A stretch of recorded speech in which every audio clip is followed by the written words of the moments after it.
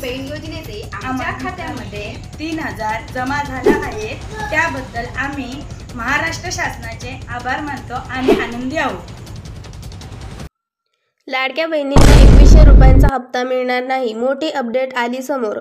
मार्च महिन्यानंतरच लाडक्या बहिणींना हप्ता 1500 रुपयावर 2100 रुपये होणार असल्याचे अर्थसंकल्पीय अधिवेशनानंतर लाडकी बहिणींना 2100 रुपये मिळणार असे सांगितले आले आहे।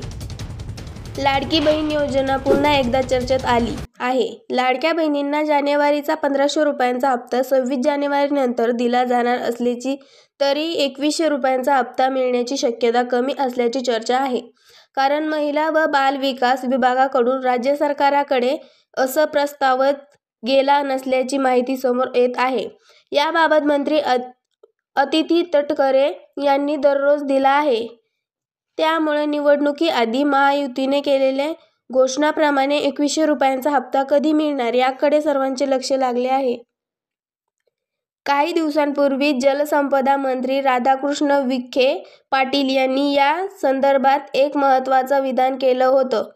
मार्च महिन्यानंतरच लाडक्या बहिणींना हप्ता 1500 रुपयांवर 2100 रुपये होणार असल्याचे अर्थसंकल्पीय अधिवेशनानंतर लाडकी बहिणींना 2100 रुपये मिळतील असं राधाकृष्ण विखे पाटील यांनी म्हटले। यानंतर मुख्यमंत्री देवेंद्र फडणवीस यांनीही अर्थसंकल्पात यावर विचार केला जाईल असे सांगितले। त्यामुळे मार्च महिन्यातील अर्थसंकल्पात योजनेत सुधारणा होण्याची शक्यता आहे। त्यानंतर महिलांना 2100 रुपये मिळणार का हे स्पष्ट होईल।